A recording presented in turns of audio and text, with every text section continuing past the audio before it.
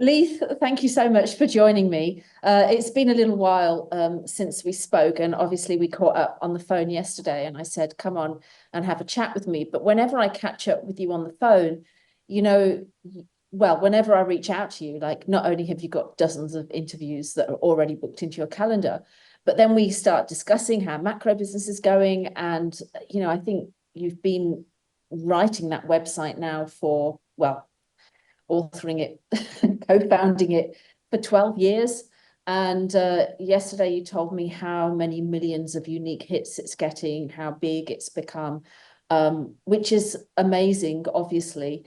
But, I just think as well, like so long writing about the economy, and have we really advanced at all over that period? Because there's no one who's really been more connected to what's going on daily and has churned out content and given commentary on it than you, Leith.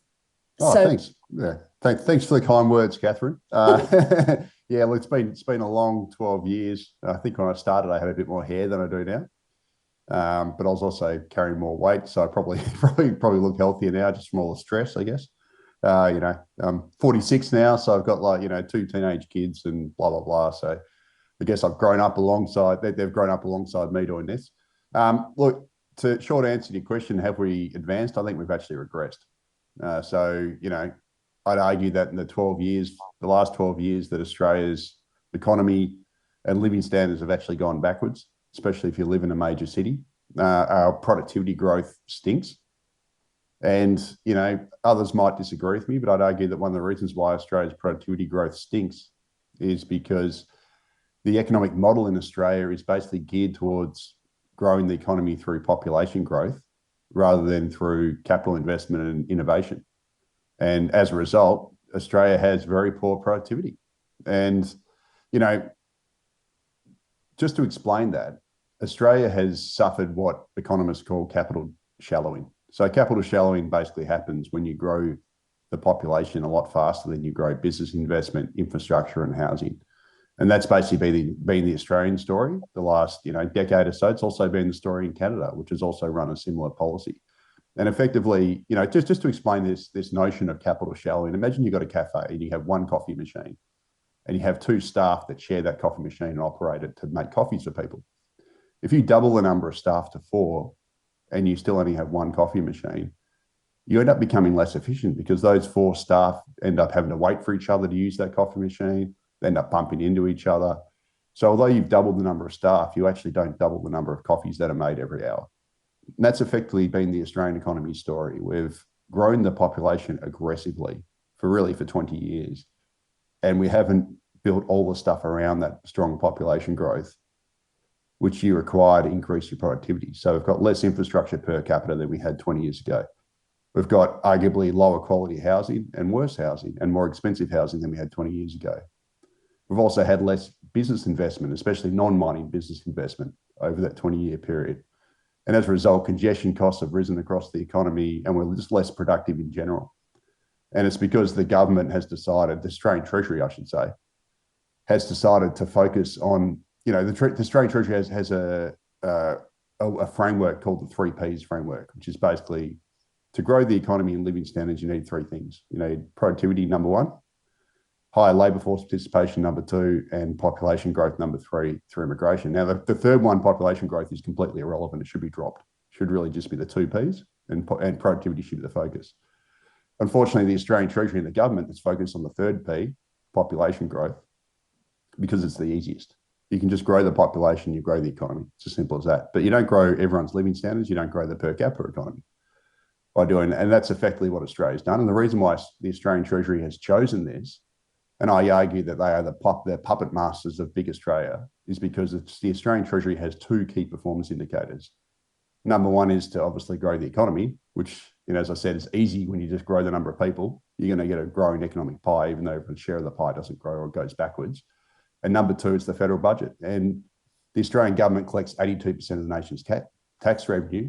And as a result, when you bring in more people, more migrants to work, etc., you grow the personal income tax base and you also grow company taxes, which is great for the federal budget. The problem is all those costs are then deferred on the state budgets, they're deferred on the local governments, and they're deferred on private citizens, who then have to pay higher user fees, charges, etc.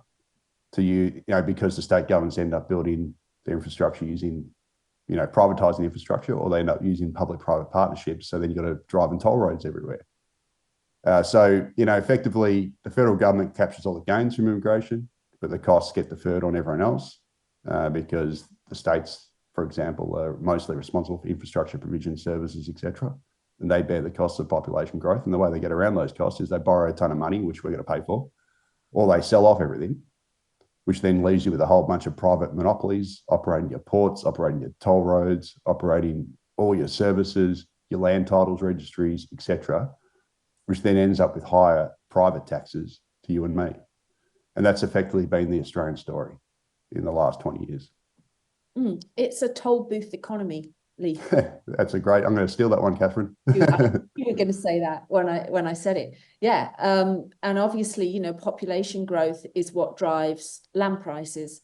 You don't have population growth, you know, going into, which, you know, in Australia, as we know, here goes predominantly into Melbourne and Sydney and the East Coast, Southeast Queensland.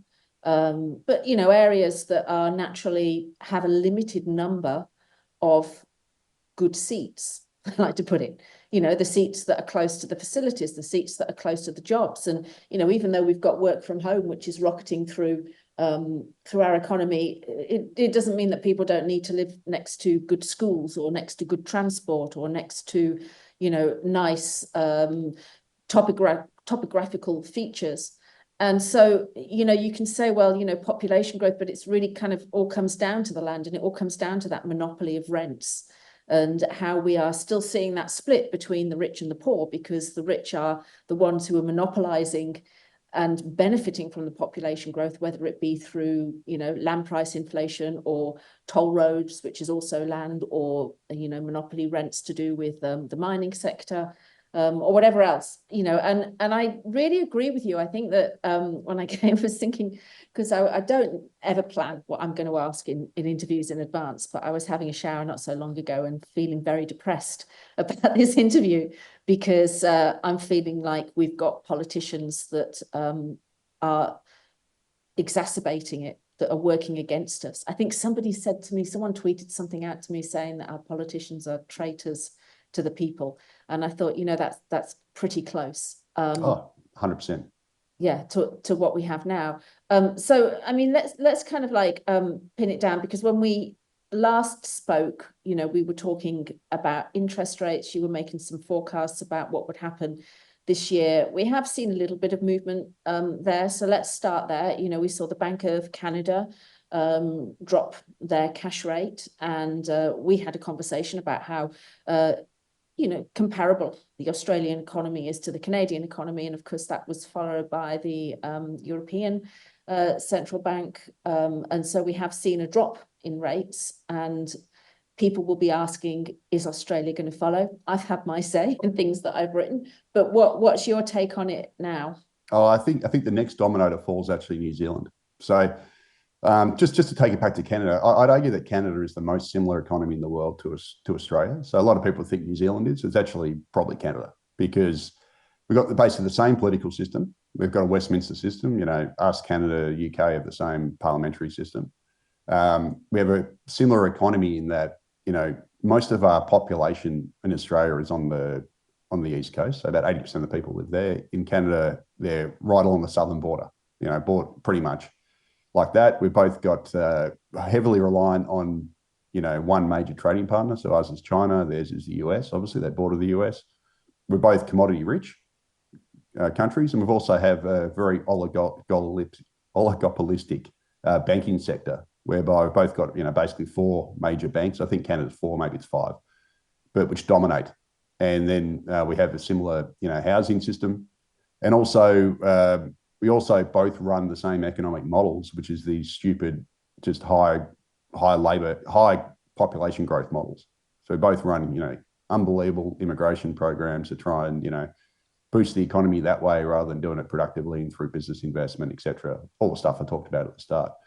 And yes, the Bank of Canada has commenced an easing cycle. The big difference between Canada and Australia, though, is we're both in, suffering fairly deep per capita recessions. Both our economies are growing because of population growth slowly. The big difference, though, is Canada's inflation rate has actually fallen quite sharply. So their inflation is coming down quite strongly, a lot quicker than ours. And as a result, that's allowed the Bank of Canada to cut rates. I think in terms of who's going to be next, I think New Zealand, actually. So New Zealand's in an absolute pickle at the moment. They've got a headline recession, so their overall GDP growth is falling. Their population growth is about the same as ours, about 2.5%. So they're suffering a very, very deep per capita recession. So a headline recession and an even worse per capita recession. All their data is basically going backwards at a rate of knots. I think tomorrow, the 20th, we received the Q1 national accounts from New Zealand, and Westpac's tipping that their headline GDP is going to fall by 0.2%. Now, if that comes to fruition, it means that obviously per capita growth is probably gone backwards by about 0.7. So that's a massive drop.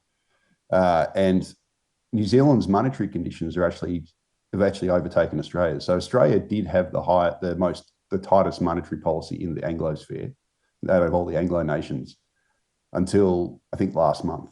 And the reason for that is, although Australia hasn't raised interest rates, the official cash rate, as much as most other nations like Canada and the US, and especially New Zealand, which has gone up about 5.25%, we have the highest share of variable rate mortgages in the world. So that means that basically our interest rate rises have been passed on a lot quicker than elsewhere.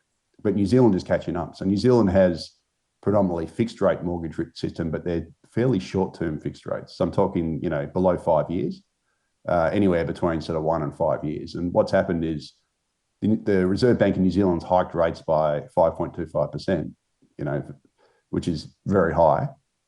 And because those fixed rate mortgages continue to every month expire, their monetary policy is getting tighter and tighter every month. And they've reached just last month, they overtook Australia as having the tightest monetary policy out of the Anglosphere. So they're running really tight monetary conditions in New Zealand. Their economy is absolutely tanking. The unemployment rate's rising faster than ours. And as a result, I think the Reserve Bank of New Zealand is going to cut rates fairly soon.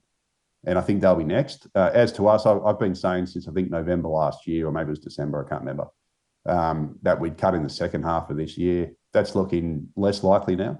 I think, I still don't think we're going to get rate hikes, but, you never know. You can't rule anything out. But it's looking more likely that when rate cuts arrive, they'll probably arrive early next year. So unfortunately, the economy in Australia is not great. It obviously got a fairly deep per capita recession. Household consumption stinks. Productivity stinks. It's a pretty poor economy, but unfortunately the inflation has been stickier than what anyone would like. And part of the reason for that is because we're running high immigration. That's pumping up the rental market. And the other reason is that we have completely stuffed up energy policy in this country. So I think I said last time, Catherine, that Australia is an absolute energy superpower. So outside of oil, I'm talking gas, coal, etc. And we should have the cheapest domestic energy, gas and electricity prices in the world, given our resource base. Unfortunately, on the East Coast at least, we actually have some of the most expensive energy in the world. And the reason for that is because we've completely stuffed up gas policy. Now, just to put that into perspective, about 80% of East Coast gas is exported, right? So we sell it. We sell it mostly to China. And despite the fact that we sell 80% of it, and we actually use more gas converting our gas into liquid to export, put it on a ship, and then transport it halfway across the world than what households use in gas, we have engineered a fake gas shortage on the East Coast, which has sent prices to the moon. And just as of today, which is the 19th, East Coast gas prices per gigajoule hit $18 a gigajoule. Now, in the United States, which is actually the world's biggest gas exporter now, it overtook us about a year ago, they pay $4 Australian, so $2.50 US roughly, and it's about $4 Australian per gigajoule for their gas. So they're paying $4, we're paying $18. And the reason for that is because the East Coast of Australia is the only gas exporting jurisdiction in the world, Western Australia does it, we don't, that doesn't reserve its gas for domestic use before it exports it. We've just let a handful of multinational companies come into the East Coast, take control of our gas market, sell it overseas, generally cheaper than what we pay for it, right, on long-term contracts, while they restrict supply down here and gouge us with high prices. And the situation has become so absurd now that one of the solutions that's been put forward to solve our East Coast gas crisis is building import terminals. So can you imagine, Saudi Arabia creating an artificial oil shortage at home and then building import terminals and then import oil? It's absurd. That's effectively what we're doing. And gas actually feeds the electricity price because it's the marginal price setter for electricity because it provides all the firming power, which means that basically when your energy demand runs ahead of your renewables, for example, which is most of the time, like it always runs a little bit ahead, or coal, you can then have to use gas as the firming stock because it can basically get turned on and off at a whim very quickly. So that becomes the price setter. So because we've got expensive gas on the East Coast, we've also got expensive electricity. And what's happening now is a whole bunch of manufacturers are now closing down. Australia already has the lowest manufacturing share in the OECD outside of Lictor's time. And a whole bunch of major manufacturers have either closed down recently or they're threatened to close down. So the most recent example is Qenos, which was Australia's last plastics manufacturer. That shut down a couple of months back. And it shut down because of high gas prices. Nestle, PepsiCo, and a whole bunch of other manufacturers have said that it is uncompetitive to manufacture in Australia because of high gas prices. So we are effectively committing economic suicide here. And what it's doing is it's actually pushing up the cost of living. It's pushing up inflation because high energy costs feed into everything. Every single business, every single household uses energy. So if you've got expensive energy, it feeds inflation. And that's one of the reasons why Australia's inflation has been sticky. And it's all down to government failure because we haven't reserved our gas on the East Coast. We also don't tax our gas correctly, our resources correctly. And as a result, we don't collect much money from it. And the best thing that the government could do is it could reserve gas, number one, and number two, implement export levies.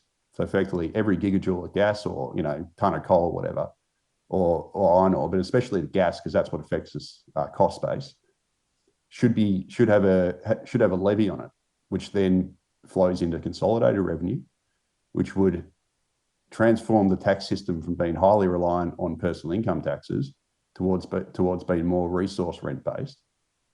And then we could use that money to cut income taxes, for example, or to provide more hospital services, or to build more social housing, and basically do exactly what they do in Norway. So Norway taxes its gas and oil at about 80%, right? And as a result, Norwegians are sitting on a sovereign wealth fund. So that's an endowment fund, which is set up by the government, which invests overseas, that is now worth about $280,000 per resident. Now, Australia has way more resources than Norway does, and we could be the richest country on earth per person. But instead, we're not, because we've got these dumb policies that instead of doing those sorts of things, they just inflate the cost at home and force us to pay ridiculous prices. And it's just policy failure writ large. And that is one of the reasons why, the Australian economy is in a funk. And the other problem is it's made us heavily, because we don't tax the right things, we're now super reliant on personal income taxes. So the idiot solution of the federal government and Treasury is, we need to import more income earners. And the way you do that is through immigration, which then creates all these other problems. So a country like Norway, which taxes its resources properly, has a direct financial incentive not to run a high population growth policy. Because when they do that, they dilute their own mineral wealth. So you can imagine if Norway's sovereign wealth fund's worth $280,000 per resident, if they double their population from 5.5 million to 11, suddenly that endowment fund is worth $140,000 per resident. So they've got a direct financial incentive not to do it. In Australia, we don't do that sort of thing. And what little benefit we get from our resources through extra company taxes, we dilute by higher population growth. And then the Treasury's brainiac solution and the federal government's brainiac solution to a lack of tax revenue is just to import more taxpayers, which then pushes the costs onto states and everything else, and the environment and all these other issues. So yeah, we're just basically ruled by morons, Catherine. That's the long and the short of it. There's so much to unpack in that, but as I'm listening to you, I'm thinking we should get you back on for the Henry George dinner at Prosper, because that could have just been the talk for it, of how we got here, what the problem is in regard to tax, how we can solve it, why they're doing better than we are. Which, speaking of which, the Henry George dinner is coming up soon. But yeah, I mean, I hope your membership to Prosper is up to date, Leith. Anyway, on that, there's such a lot to unpack. I mean, first of all, in regard to New Zealand, I do have subscribers that are living in New Zealand, and they're always interested as to what's going on with the housing market there and whether it correlates with the land cycle. And the problem with New Zealand is it's just so much of it's a small island. And so, the only markets, the markets, again, they have a boom and bust market, which is Auckland, and it is all based on population growth. And so with the small islands, anywhere in the world, really, they are a little bit, distant, depending on their local policies as to whether they're going to exhibit, with that boom bust 18-year cycle. And then the last report I think I read on New Zealand was that people were leaving New Zealand. That a lot of New Zealanders were trying to get out. So, things aren't going so well over in New Zealand as regard to their house prices, which I might ask you about in a minute, but I just kind of wanted to make that point. And then, of course, when it comes down to, I think you really captured that explanation so well, because when it does come down to as to why we have a land cycle, it is really down to the fact of the way that we structure our economy and the way that we allow population growth, the way that we tax income and productivity, so that we are always undermining the productive sectors of our economy. We're always eroding them away.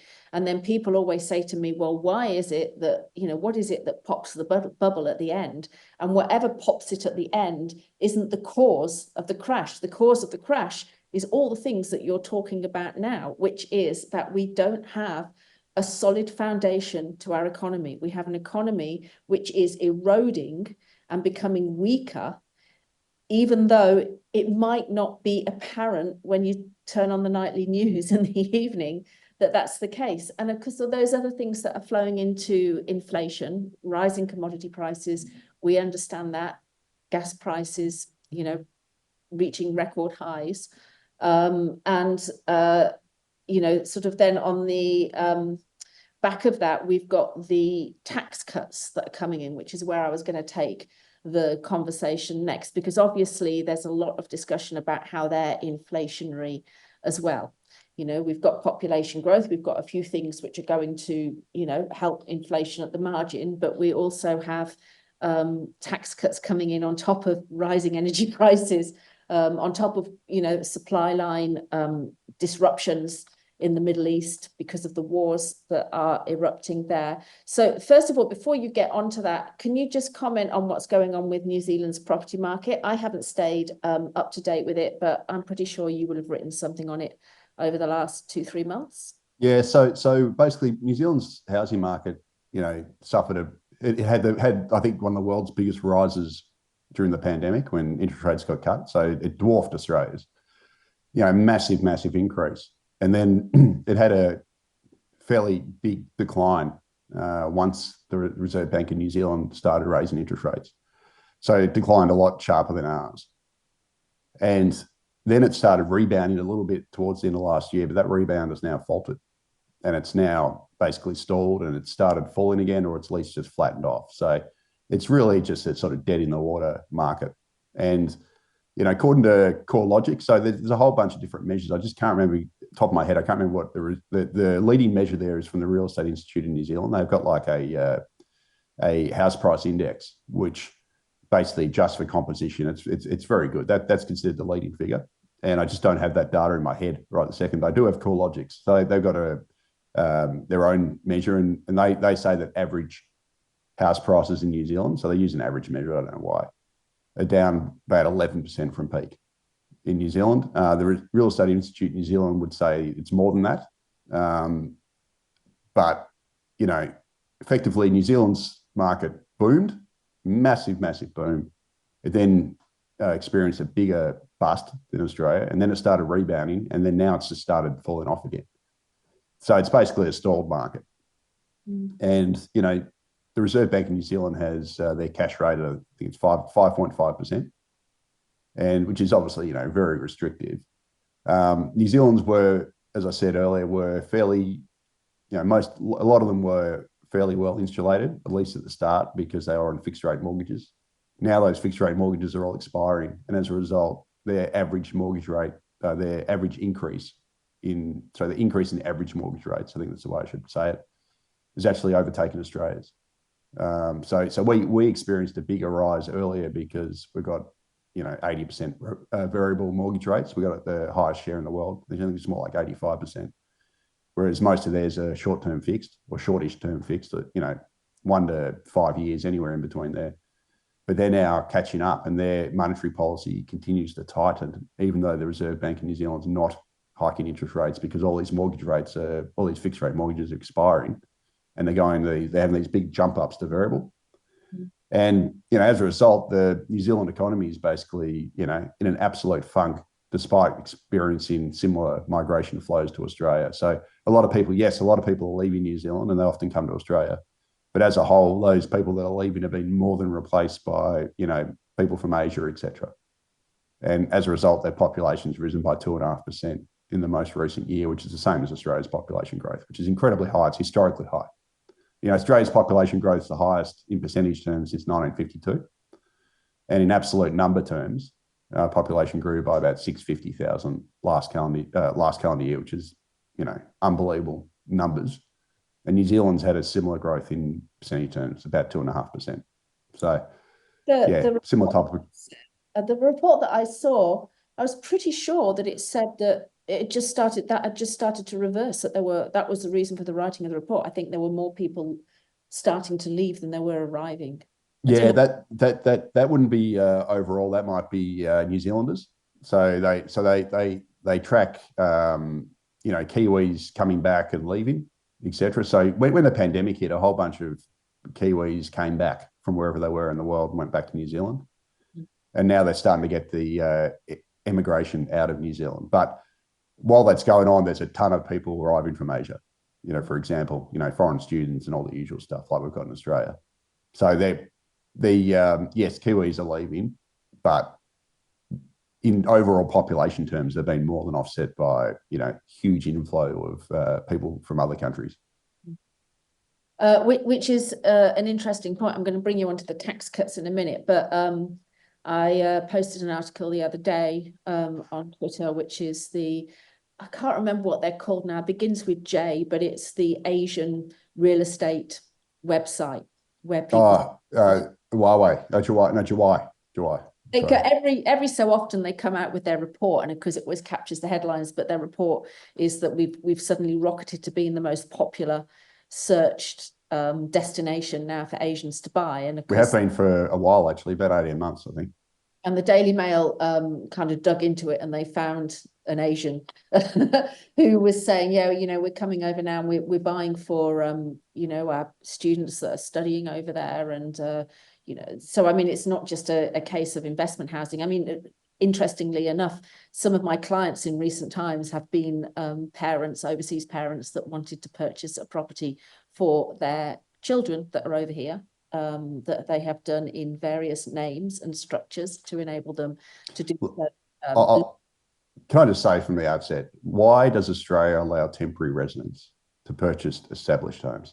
It is the stupidest policy I've ever seen. Now, for this, you can blame the Rudd-Gillard government. So when the GFC hit in 2008, the housing minister at the time, which was Tanya Plibersek, decided to support the housing market, that she'd change the rules and allow temporary migrants to purchase established houses. And that is, to me, that just makes no sense. Like, yes, if you're a permanent resident, sure, you can buy a house. If you're a citizen, obviously you can buy a house. But why do we allow temporary migrants, so people are coming here on student visas, etc., to purchase houses? It makes no sense. And for example, you can't do that in China. So it's like, why are we allowing that in Australia? That to me just adds fuel to the house price fire. So why are we doing it? Let's just, that was a rule that should never have come in, and we should just revert back to what we used to have pre-GFC. It was the most magnificent time, though, writing about those policies at the time, because don't you remember, it was when Gunnar Matter was writing for Macro Business. Yeah, totally one point. He decided to disguise himself as a foreign person that wanted to buy real estate in Australia. So he went to the foreign investment, because the whole thing that we used to have as buyer advocates was, we had to check that they had foreign investor review board approval in order to buy before we could go out and purchase. And of course, we would get foreigners that would come and say, okay, we've got this approval, we can now go out and buy. So he decided, because the government was saying, we check everybody. So he went on to the Foreign Investment Review Board. He made up his passport, and I can't remember how he did. He made it all up. He just punched in a whole bunch of numbers that were bogus. Number, punched in an established property address, like did all of this stuff. Just made it up. It was just such a and he got bang, rubber stamp straight away. Yeah, like within 24 hours they came back and gave him approval. But I credit that. It was such an amazing time. It was that time where Kevin Rudd launched his 1-800 number if you saw an Asian at an auction. That was purchasing at an auction, because so many people were up in arms. Just like a golden moment in Australia's history. Yeah. And it was following that they decided that they would then do the inquiry into the Foreign Investment Review Board.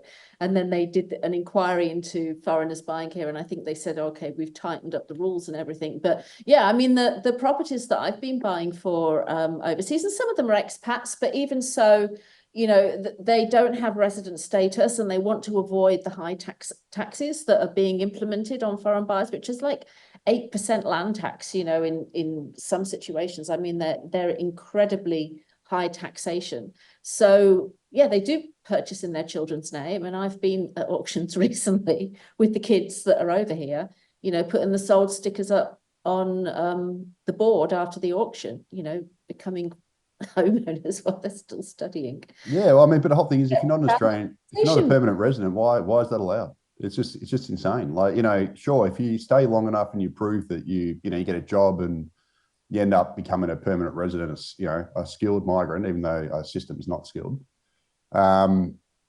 sure.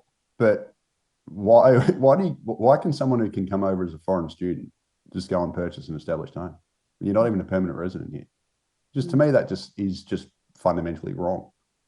And, it's just another way that Australia looks after everyone else before we look after our own residents. We see it with energy. Hey, we've got to be a great trading partner. We've got to look after all our trading partners while we go and hammer actual Australians with high energy costs. It's just ridiculous. Anyway, it's just Australia through and through. And all you have to do is look at our money laundering rules. We've got the most laxest money laundering rules in the world. So I'll just have a very quick rant here. I worked at the Australian Treasury between 2003 and 2006. And my first 18 months was in the International Economy Division. And I sat, on the other side of a divider between the International Finance Division, where all the guys there who I knew were working on the global anti-money laundering rules by the Financial Action Task Force. And we agreed, I think we signed on in about 2006 to implement these rules for basically, so they're called the tranche 2 rules, and they're supposed to be for the real estate gatekeepers, which is basically your, real estate agents, lawyers, accountants, effectively. And just about every other country in the world has implemented those rules. But Australia has been delaying implementation of these rules for over 14 years. Actually, it's probably closer to 18 years now, but I'm losing track. It's been that long. So I think it was 2006 we agreed, then we had to 2008 to actually implement them, and it's 2024 and we still haven't done it. And as a result, what it's done is it's made Australia a honeypot for laundered money from overseas, because we're one of the nations that doesn't really track that stuff. We certainly don't track it properly. And as a result, dirty money takes the path of least resistance. And Australian property is seen as a good bet. We've got a stable financial system and et cetera. So the dirty money comes into Australia.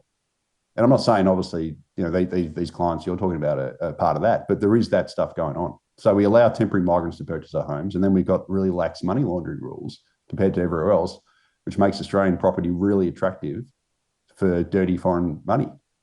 And as a result, I'm not saying this stuff is the reason why I've got expensive housing, but it's certainly a bit part of the reason. It's at least a part of the equation. It might only be a small part of it, but it's part of it. And it's like, well, why do we do this stuff? Like we're just shooting ourselves in the foot.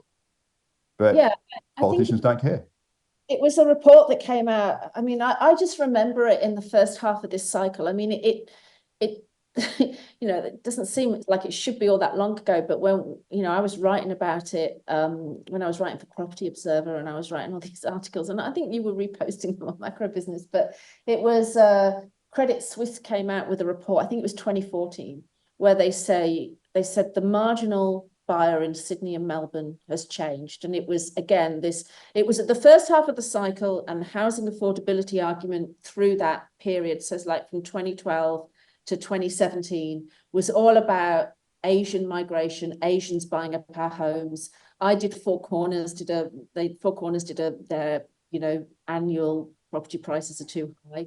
And with Ben Knight, toured around auctions with him, looking at Asians that were buying, and they went and interviewed these Asians, and they were saying, oh, we're buying as family units, and it was just all over the place. And so then Credit Suisse came out with this report and basically said it might not be a predominant part of the market, but it's because they're buying in concentrated areas. Foreign Asians, overseas Asians from China, other places, are buying within the concentrated central areas of Melbourne and Sydney, and that's impacting property prices. And that was kind of like that whole time. And of course, since we have it's gone out the press until very recently, because then other matters came in. I mean, I guess the thing that to point out at the bottom of it and to always emphasize is that the reason that we have these issues, it's not really got anything to do with China. It's not really got anything to do with anything else. These are just symptoms of a poor taxation system, a taxation system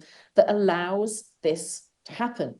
So, I mean, I always say at Prosper, I'm president of Prosper Australia, and, I've always said ever since I've been there, you can't target the investors that are taking advantage of the rules. The rules are there. You have to target government. And unfortunately, we just don't have the knowledge base to target government, certainly not within opposition parties and everything. They don't highlight what the problems are.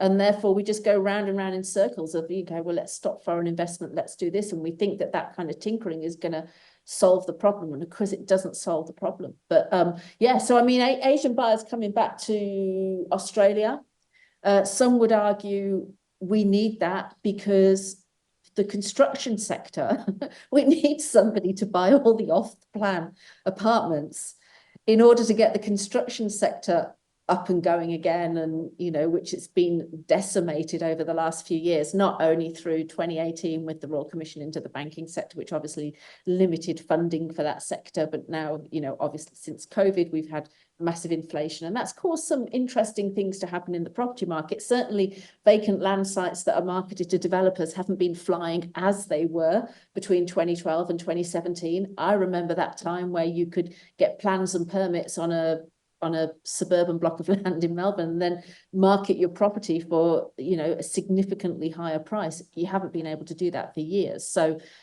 that's the argument that's going around, certainly from the property sector, is that we need to drop taxes on foreign, overseas, offshore buyers, not increase them. Yeah, well, I mean, look, there's two things there. I mean, obviously, there's foreign buyers that buy off the plan stuff, which arguably adds to supply. Then there's ones who just buy established homes. I get more angry at the established homes one because you're not adding to supply. You're just bidding up prices. And I bid against a foreign buyer to purchase the house I live in now in 2013. January 2013, I had an option. I live in Ashburton in Melbourne. And the underbidder who only, they forced up the cost an extra 50,000, and what I ended up having, what I would have paid at least, was someone. So the real estate agent was doing the auction, and they had a guy on the phone with a whiteboard, and they're putting, numbers on the whiteboard, and he was talking to someone back in Singapore or something.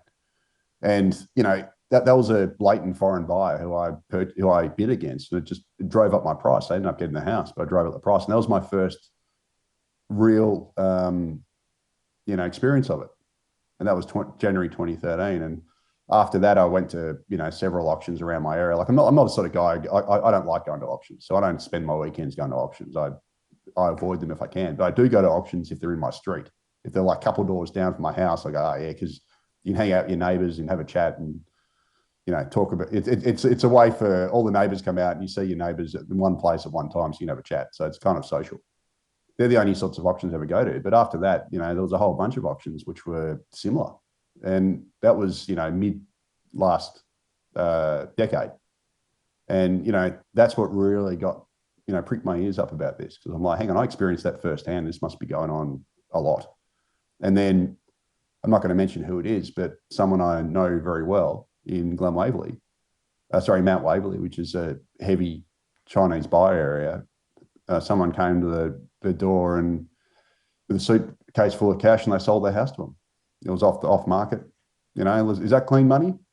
Like, it was this is sort of like 6-7 years ago. They sold their house and they ended up moving interstate, and that seemed very dodgy. And that's another first-hand experience from someone I know. So this stuff is certainly going on. I don't want to obviously blame these people for the situation we're in, but it's stupid government rules basically that creates these. So don't blame the player, blame the game is probably the way to say it. And we've unfortunately got sellouts at every level here. And I'd also argue one of the reasons why the construction industry is in a funk, especially apartments, is because the stock that they built last decade was crap. So we've all read the stories about leaky balconies, flammable cladding, Opal Tower, Mascot Tower, all these, widespread apartment defects on all the huge high-rise apartment boom we had between 2015 and sort of 2019, last decade. And a lot of those apartments end up being absolute financial money pits. They end up being very poorly built, and they've got a lot of defects. And as a result, that has scared buyers off, because a lot of buyers are like, this is Russian roulette, buying an off-the-plan apartment in Australia, because they're very poor quality. I think that's another reason why people, are very skeptical to buy these things. And maybe you could be right. Maybe the only people who are going to buy these things are foreign buyers, because they're going to get duped, basically. But this is part of the problem. We run this ginormous population growth policy, which requires an enormous amount of homes to be built every year to cater for that population. And when you run such a strong population growth policy and you have to build homes really quickly, guess what? The quality of those homes ends up getting trashed.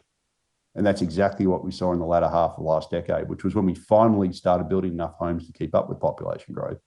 The problem is those homes were very poor quality. And now they've created a whole lot of problems. And it's like, well, how about we slow the population growth down, grow it in a similar manner to what we did in around, the year 2000, when the population was growing at about 200,000 a year.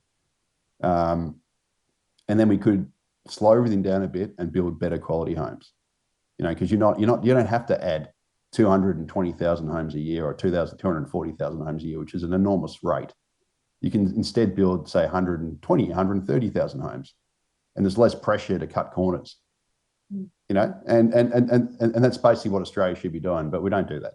Instead, we decide to run a ginormous population growth policy and then just say, oh, we'll just liberalise planning and everything will be right, even though the second half of last decade, everything wasn't right. We built a whole lot of crap, and it created a whole lot of problems, and now they want to repeat that on steroids to build even quicker than what we did last decade when it didn't work. So that's the Australian story, unfortunately. There's a lot to unpack in there. It's funny because you talked about someone turning up with cash. I remember the real estate days where people used to turn up with deposits in cash. I was a sales agent at one point when that was happening. But I had bank fraud happen to me a couple of weeks ago, which was a fun experience. Thousands flew out of my bank account. And the bank, anyway, I had to cancel my card. It's a long story. They couldn't stop the money coming out of my account, even though I'd cancelled my card, because if you just order a replacement card, Visa still allow online wallets to use your previous card. There's no way of stopping it. And it took the bank a week to work out what was going on. But in the process, I had no card. I had to go to the bank and discovered that there's now, well, not only have banks all disappeared, and then when you do find one, they've got like one teller and a long queue, but there's cashless banks now where you go in and they say, oh, we don't hold cash here. In fact, a real estate agent I work with, he's downloaded the Benny Hill tune on his phone. so that when he when he gets situations like that, he can just start playing, Yeah. on his phone. No, it's just like the ridiculousness of stuff that's happening because cash is disappearing. And then on the apartment thing, yeah, I mean, it's been interesting because recently I've had two buyers that have wanted to buy apartments, and with one in particular, I tried everything that I could to talk them out of buying a new apartment. They were an older couple. They wanted to be close to the city. They wanted it to be secure. And even though we looked at older apartments and villa units, they didn't like it. They liked the new ones. And every single one that we looked at, it had water pooling outside the balcony. And these were apartments that were built 2 years ago. They were brand new, as brand new as they hadn't been around that long, in other words. And it was unbelievable reading the minutes in the owners corporation certificate, of the meeting, about how many problems that they were having. I mean, I'm a rent investor. The apartment that I'm living in is not that old, and they're replacing the cladding on it. So we really have a significant problem, and I'm not convinced that we really solved that problem. So when we've got, when we're saying we need to get the construction sector going again, this is all to do with, focusing on employment, focusing on building as much, population growth, the ponzi economy, as you call it, and not really about quality, lifestyle, happiness. I think this about taxation all the time. I'm always reading articles that are moaning about land taxation. I never read anything that moans about income taxation and taxes on on productivity, and sales taxes and payroll taxes, and the destruction that they cause in the economy. And not only that, but also the stress that people go through, in preparing their tax each year. So it's quite remarkable, the level of sort of ignorance out there, and instead we seem to be arguing over going green, the he she revolution. It's just like the whole world, we're sort of focusing on these issues which haven't really got an awful lot to do with our economic quality of life, which is so very important. But let's shift on, because we go on for ages when we start talking, and this is shifting on now to so we have a few things that are happening. We have state governments that are tinkering around with taxation, and Andrews has put up land tax. I shouldn't say as if he's still in government, but he may as well be in some respects. But we've got higher land taxes in Victoria, which hasn't pleased anybody. We've also got an interesting situation with the vacancy taxation. Our speculative vacancies report is coming out very shortly. Prosperous. I keep saying it's the 12th, but it's not. It's the 11th one that is coming out, which covers 2 years of vacancies. And these are the reports that, identify vacancies based on water data usage across Melbourne. And I can't release unfortunately, I can't say the number because someone's got the exclusive on that report where it comes out. But it's an enormous number, of vacancies have been uncovered in that report. Just mind-blowing, absolutely mind-blowing when you read it. And from writing that report for years and years, a few years ago, again, this is all pre-COVID, the ABS called us in, and the Victorian government called us in to have, debates about vacancy taxes and how high vacancy taxes would need to be. Because we then had a vacancy tax that was issued that was based on self-reporting and really didn't do a lot, to the point that we discovered that nobody had ever they hadn't fined anybody for not reporting their place. And I think the most recent thing is that they actually did get on the ground and go into apartment blocks, and they uncovered vacancies. So they actually did the job properly, said, okay, we're going to monitor it now, we're going to uncover these vacancies, we're going to get them on the market. I doubt it's going to make much difference at the margin, but it is interesting that Victoria, suddenly investors are now fleeing, buying in Melbourne, and we have more first home buyers that are buying here.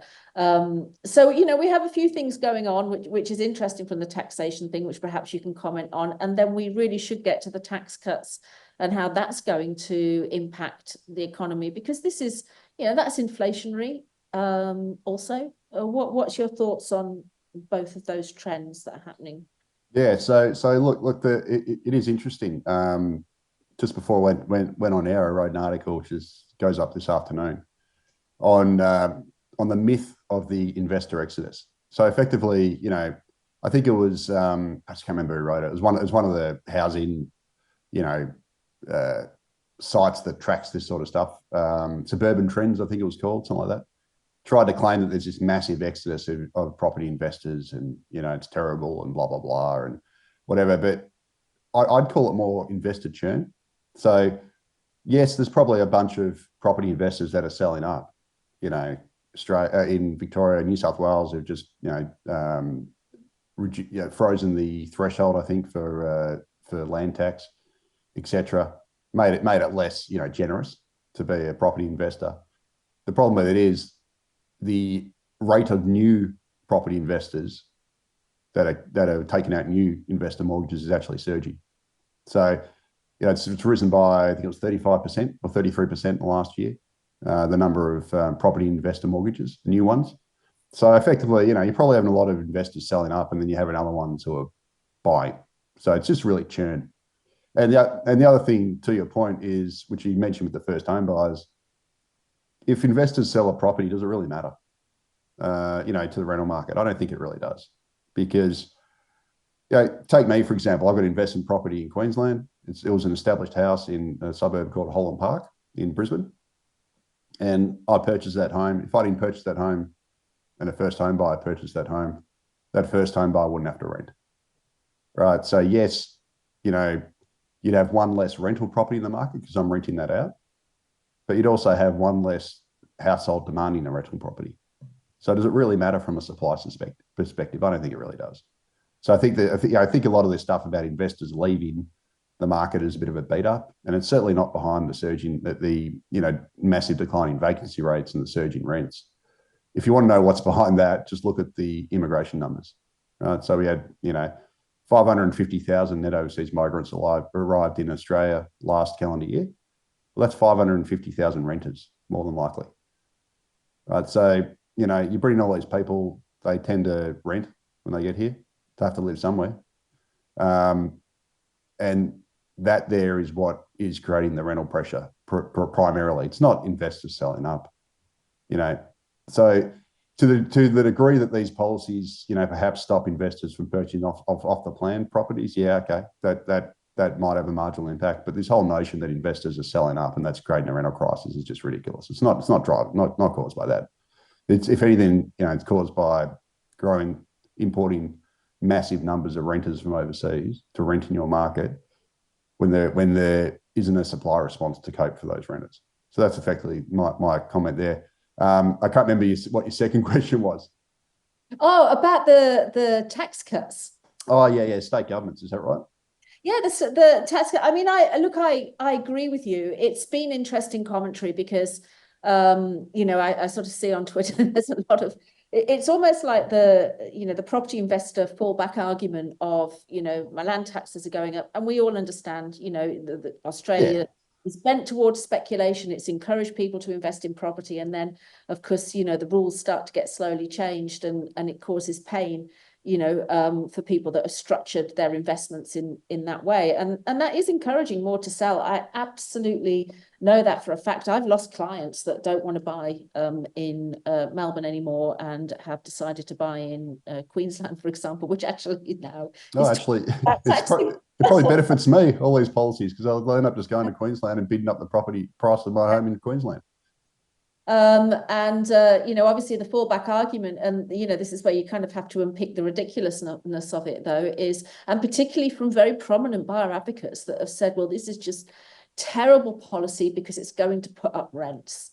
And you just think, well, isn't that great for you? If it puts up rents. Yeah, shouldn't you be cheering that on? I don't know why it's such terrible policy, for you. I mean, you really have to argue these things in the right way to be taken seriously. Otherwise, you just hit the press or you hit the social media. You just look like a complete idiot, unfortunately. Yeah, but unfortunately, the arguments are so skin deep that most people don't see the contradiction in that. So, it's really just a case of concern trolling, right? You're pretending to care and saying, oh, look, you're creating all these problems for the poor renter, even though you profit from those renters. So look, I always look at these policies from, me being now a specu-fester in Queensland, if the Queensland government was bringing one of these policies, I'd be pretty unhappy about it personally. But then you've got to also look at it from an analytical point of view. You step back and go from a big picture. Like, is this going to reduce rental supply versus rental demand? No.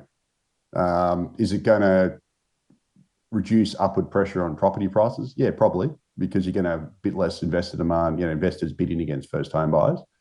Is it going to increase the home ownership rate? Probably a little bit, because more first home buyers won't be getting crowded out by investors. So, net, and it should raise a little bit of money for the state government. Now, I'm, as you know, I despise the Victorian government. I think they're completely reckless in a whole bunch of areas. And I'm also getting hit in another way because the state government's brought in a payroll tax on private schools. So I'm now paying an extra 10% private school fees for my daughter, which annoys the hell out of me. But that annoys the hell out of me because the universities, for example, who profit from the international student ponzi scheme, aren't charged payroll tax, even though they operate like private profit maximizing corporations. They're allowed to be not-for-profits and not pay payroll tax, but private schools aren't, which to me is a contradiction. So there's the whole ins and outs with this sort of stuff. But if you look at it from a rental crisis point of view, Victoria's rules, New South Wales's rules, they're not going to make the rental crisis worse. Mm. And if anything, they might, marginally reduce the upper pressure on house prices. But it's all at the margin. It's, really small beer in the scheme of things compared to, high immigration, etc. Yeah, I just wanted to, before we get on to the next subject, was kind of point something out, in regard to Georgist policies. And, we're always like talking about housing affordability, and that's the bottom line of the argument. It seems like that's the one that everybody grasps onto in order to get anything to change. We need to build more properties, housing affordability. We need to allow more private investors to buy, housing affordability. It's just like this constant round and round argument. I went to Cameron Murray's, I was on the panel at Cameron Murray's book launch at RMIT back in February, and he did a really good little speech there where he was talking about how the issues that we're discussing today, they were discussing in the 1800s, and kind of pulled out these quotes here, because it's the same that you might as well open the eternal newspaper and just have housing affordability, war in the Middle East, just reprint it every day. Yeah. It's always going to be, you never have to buy another newspaper again. But the interesting thing is, of course, about Georgism, what people don't really understand is Georgism was always about capturing the economic rent, not necessarily creating affordable housing. If it's done right, you can do both. But if you shift taxes off income and you increase them onto land, because you can't ship land overseas, and reducing taxes on income is inflationary, and then increasing that taxes on land stops, which is where the way you kind of understand it is the bank will obviously assess what your income is in order to know how much they're going to lend you. If they assess that you've got more income, they're going to lend you more. That's going to bid up the only thing that we have, which is short, inaccessible supply, but which we all need and rely on, which is a limited number of good seats in town, which bids up the land prices. And then if you put tax onto land, you're taking a higher tax take from land. So the government is capturing more tax that they lose when they have income taxes, because people can offset income taxes against all sorts of, imaginary things. I bought sunglasses and needed them for my work or whatever else. And so the idea is that you actually capture then the rental income.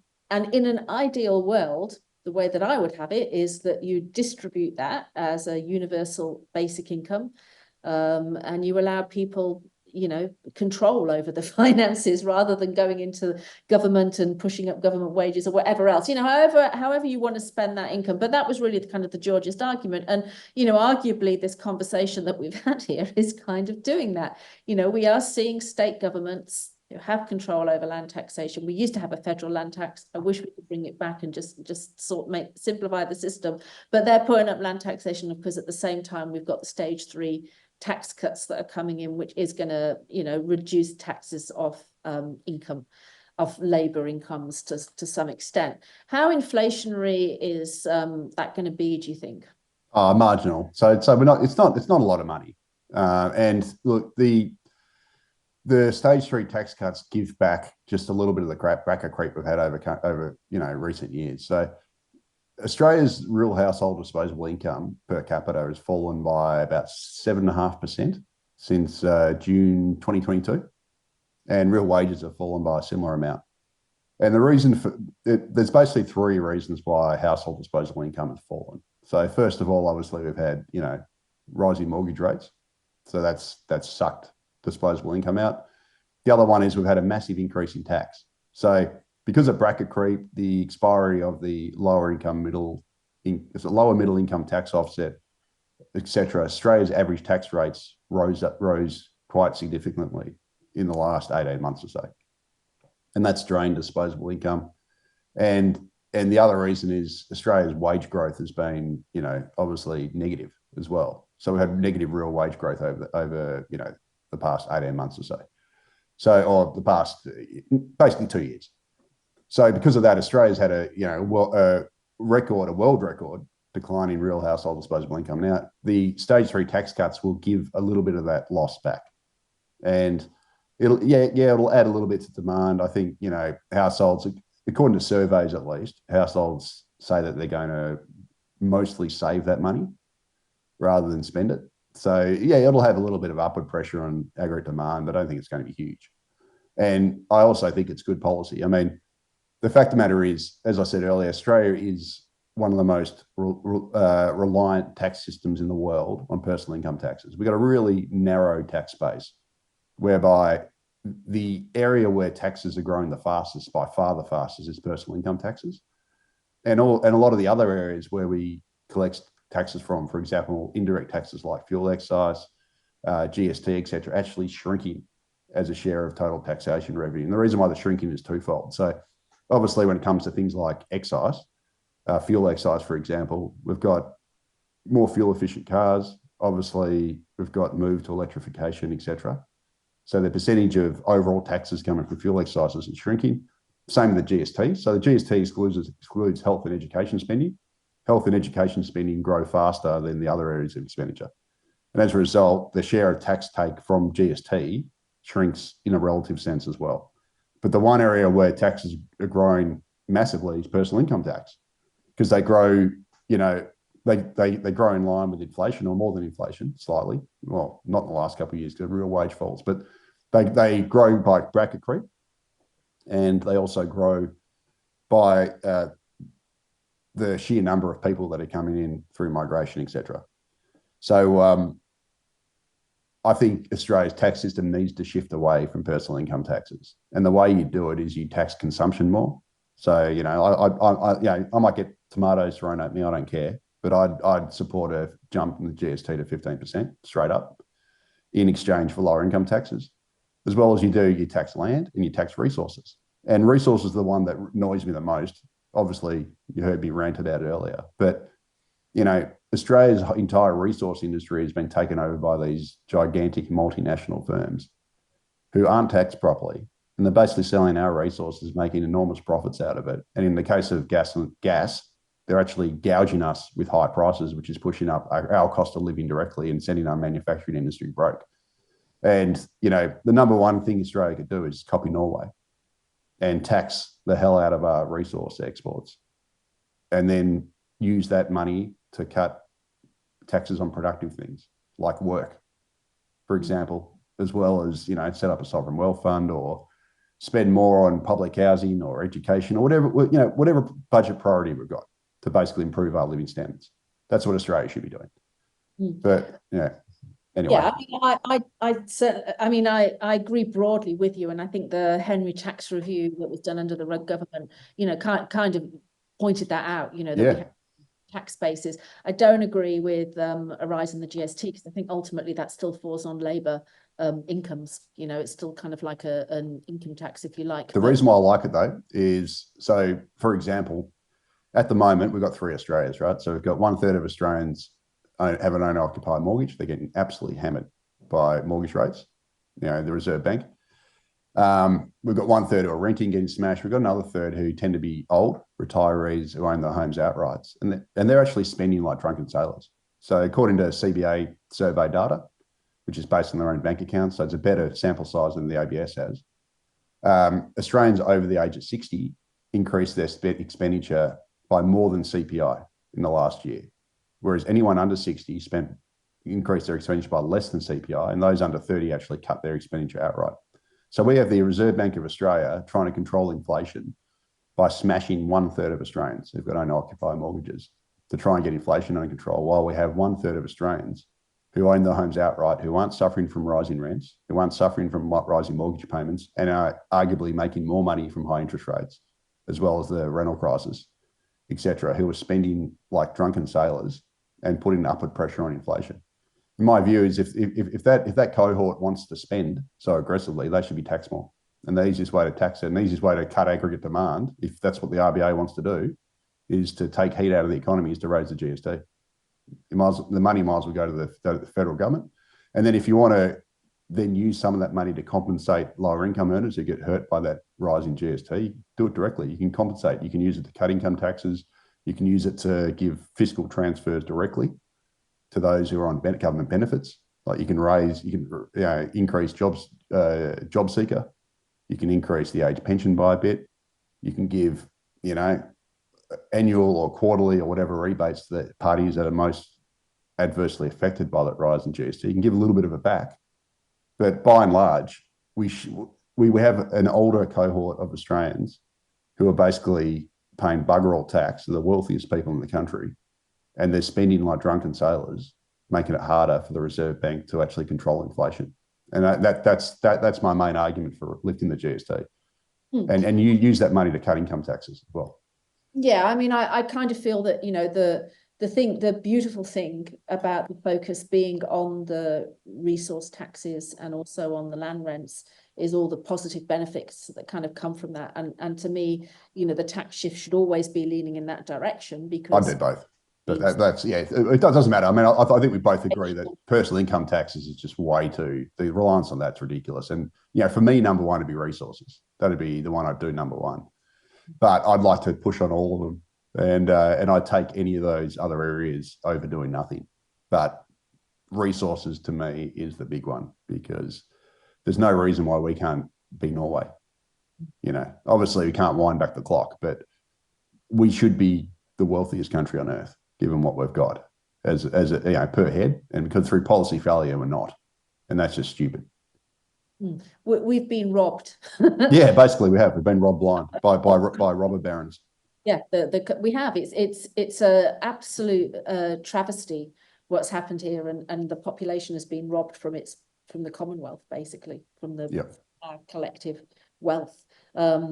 We are really right at the end, because I've got to rush out to an appointment, but I wanted just to end on, if I can, because you are a rent investor. Oh no, you're not a rent. Sorry. I'm sorry, I don't know why I said that, but you have invested. You are now a specufester. I'm a specufester, yes.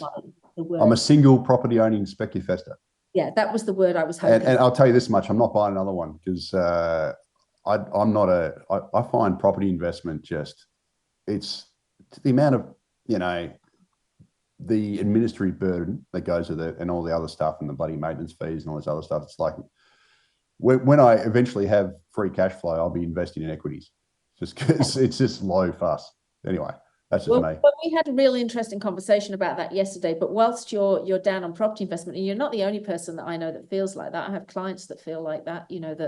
That buy properties. It's some people are okay with it, and then it can be a real headache, particularly with maintenance and rental legislation now, which is where you're sending people around to check the electricity every so many months or whatever. But the interesting story from that, of course, was the timing of when you purchased this property, and then from where it was when you purchased it and to what the value is now. And I think that is the Australian story. It's the barbecue story, isn't it? Can you just repeat that? Yeah, so look, I've been fortunate. So I bought this place in December 2020. So a couple of days before Christmas. And I was in Brisbane, and Brisbane's house prices have just rocketed. So, it's gone up a lot. So I think Brisbane house prices since I bought it have gone up over 60%, according to, PropTrack or CoreLogic, etc. So, look, it's obviously created a windfall for me, but it doesn't feel like it, because you just bleed cash in these things. It's a loss-making property. The rent doesn't cover the mortgage, especially after mortgage rates have increased. So it actually feels like it's draining. But I guess when I eventually sell it, probably around the time of the Brisbane Olympics, I'll probably do very nicely out of it. The main reason why I bought it, I think I said last time, Catherine, is because I don't like Melbourne. Right? It's we're freezing today, and it's probably not even 10 degrees outside, and I hate the cold, and I've always wanted to move to Queensland, and it's not going to happen at least for another 10 years, if at all, because I've got kids at school and blah, blah, blah. And my whole thing was, I thought at the time, geez, Queensland property is too cheap. But I don't want to miss the boat. And, if I hadn't bought that place, Queensland's median house price is about to overtake Melbourne's now. And I'd feel like I'd never be able to leave Melbourne. So at least I've got a hedge by having this place in Brisbane. And that was kind of the purpose of it. Yeah, obviously you want to make a return on it, but that was the main reason, was to give myself a hedge into Queensland in case I want to move up to Queensland. I'm not left high and dry when the inevitable house price boom happened in Queensland, and then I end up being too expensive to move up there. So that was my rationale at the time, and I guess I've been fortuitous. You've been really fortuitous, and I think I've been in the industry long enough to kind of hear those stories of, it is painful when you're owning a property and it feels like money's always going out, and of course you don't get that reward until you do sell. And I've had some clients in recent months where we've renovated properties for sale, and thankfully the result has been remarkable, and the gains have been there, but the pain of going through that, and the maintenance, and the doing whatever else you need to do on the property is always difficult at the time. So yeah, anyway, we should wrap up. Thank you again for joining me, and yeah, we will resume again in a few months. Yeah, no worries. Anytime, just put up the bat signal.